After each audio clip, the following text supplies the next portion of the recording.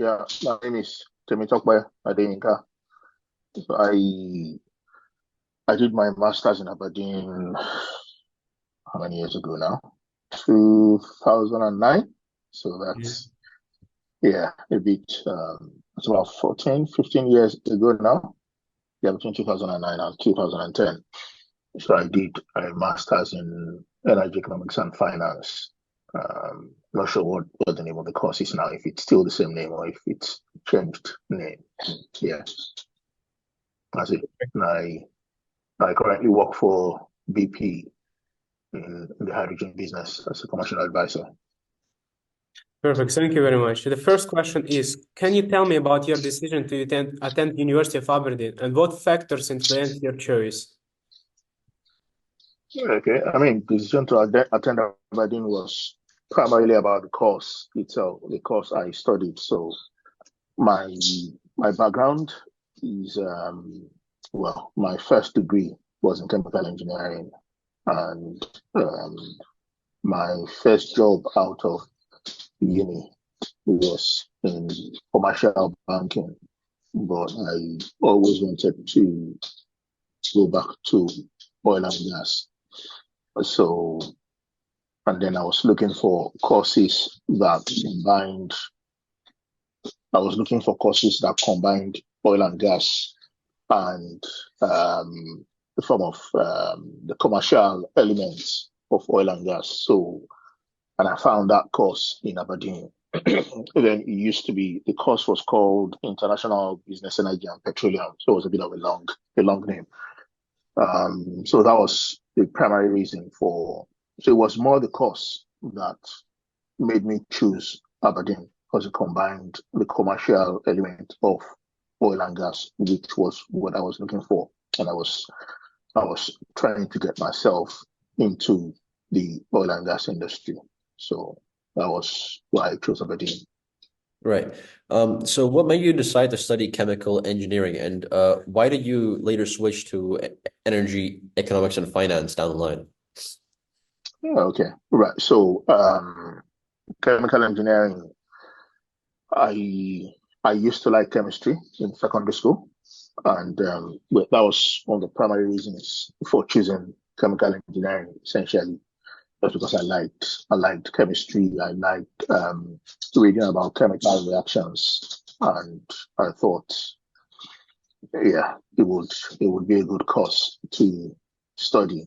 Um, but towards the end of my first degree, I think in my final year, I took elective courses in petroleum engineering, and that got me really interested in the oil and gas industry. And then also I had an internship in my fourth year in university. I was back in Nigeria. I had an internship in an oil and gas producing company. So all of that got me interested in in um, in the oil industry. But as I said, when I finished my first degree, my first job out of uni was in commercial banking. But I always wanted to go back to oil and gas, and then that was why I looked for that course in Aberdeen, and what made me go for that course in Aberdeen and find my way back into something that was related to oil and gas, even though it wasn't engineering, but still oil and gas related. That's perfect. So what were some particular challenges or obstacles that you faced during your time at Aberdeen? And Challenges, obstacles. Well, I mean, the primary challenge I faced was financial because I was a self-sponsored student. So it was primarily financial challenge I faced. I guess another challenge was obviously because I was studying energy economics, I had to do some basic economics courses. So initially it was a bit difficult to um, it was a bit difficult, the economics course. Not that it was hard, but coming from an engineering background, I was taught to think logically. I mean, you solve mathematical equations, you do, advanced mathematics, you do advanced engineering courses and all of that. So it was very much a sort of logical thought process is what I was used to studying. But then studying economics courses, there wasn't much logic to economics. It was just, writing stories and stories essentially. So that was a little bit challenging, being able to, get my head to switch from that logical mode of thinking to another way of thinking. Yes, thank you for your response. And the next question is, did you engage in any student organizations or clubs? Probably not really. I think I was probably involved with the Energy Institute, but I wasn't actively involved. I attended a few of the meetings, but I wasn't very actively involved. But then, I mean, I was in Aberdeen for just 1 year, so there's only so much you can do in 1 year. Yes. Are there any lifelong friendships or connections that you made during your time at University of Aberdeen? Well, yeah, I have a few friends, classmates, still from the university, in my class and also outside my course. And well, I mean, interestingly, I met my wife in the University of Aberdeen, That's and we're amazing. still married after 11 years. So yeah, that's probably Very the good. best thing going to the University of Aberdeen. Yeah. So what were your career and aspirations while attending and upon finishing the University of Aberdeen? So I mean, my aspiration was it was very clear. So as I said, coming from engineering in the uni, going into commercial banking as my first job, it was clear I wanted to go back to oil and gas because that was what I always wanted to do from my first degree, finishing chemical engineering in Nigeria. So the aspiration was clear to get into some form of commercial or economics role within the oil and gas industry. So that was always the plan. Yes, perfect. And what are some key factors that kept you motivated as a student during your time at University of Aberdeen? Well, I mean, I came all the way from Nigeria, so that was one key motivating factor. Um, I had to succeed. I was self-funded, so there was nobody sponsoring me. So I had to succeed because it was pretty much largely my own savings that I used to sponsor myself for the master's degree. So that was a huge motivating factor, and also the fact that I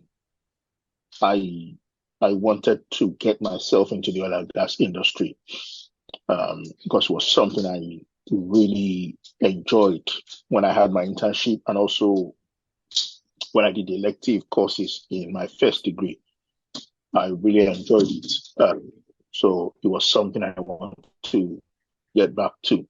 So yeah, a few things like that were motivating factors for me. That's Yeah. great.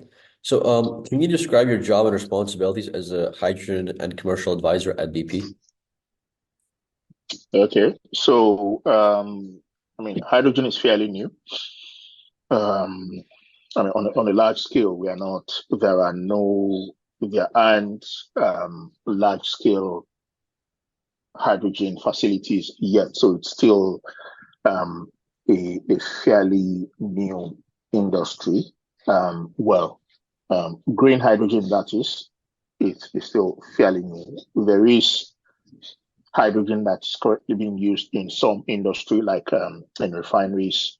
Hydrogen is being used as part of the process, but what they call gray hydrogen, which is hydrogen that's not clean.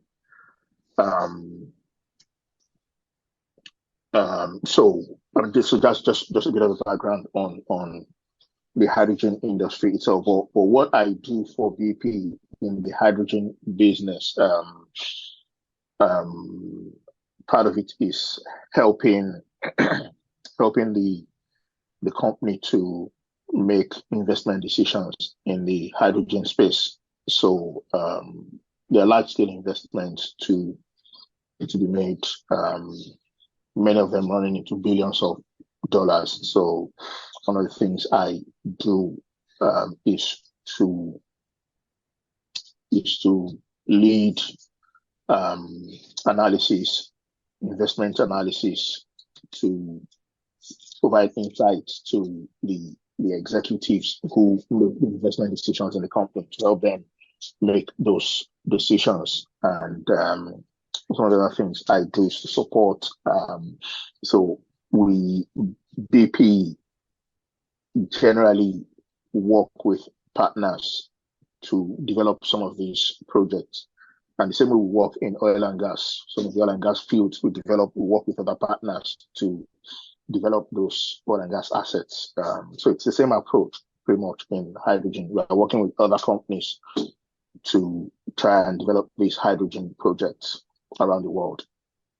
So one of the other things I do is to help in some of the negotiations that go on with those different partners that we work with, and sometimes even governments of different countries that we work in negotiations with those governments. Part of my job is supporting those negotiations, and also supporting different types of commercial agreements that we enter into. So generally, when you work with either government or work with other companies or partners in developing projects, you enter into commercial agreements which are going to be legally binding, and those agreements will determine how you run the project. You have details of the responsibility of the different parties, and if you're working with government, you will have the details of your responsibility as the company and the responsibility of the government. So, and as I said, these agreements are legally binding, and sometimes if things go wrong in those agreements, people end up in court, either one company taking another company to court, or the government taking a company to court, or sometimes a company taking the government to court. So you don't want that to happen. So you want to have a good agreement at the beginning. So I support things like that as well, those kind of agreements that we enter into. Yeah, so those are some of the things I do as a commercial advisor in BP's hydrogen business. Absolutely. That's great. So, are there any differences between working in Nigeria and commercial banking and working in the UK at BP? Yes. So working in,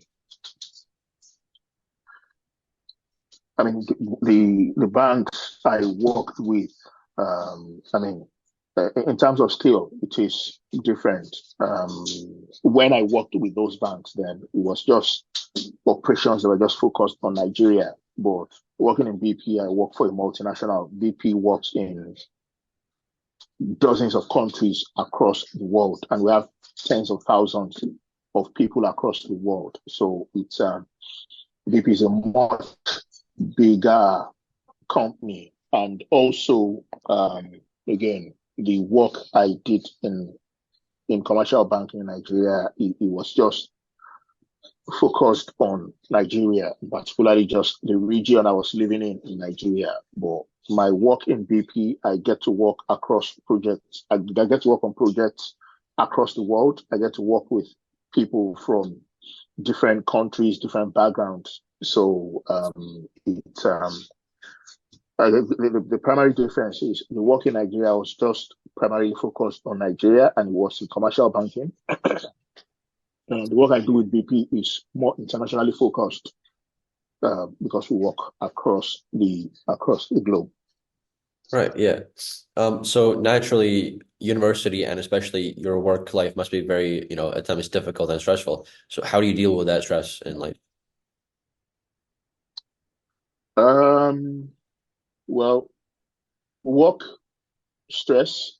Um, but I guess one of the key things I try not to do is I try not to bring work stress into my private life.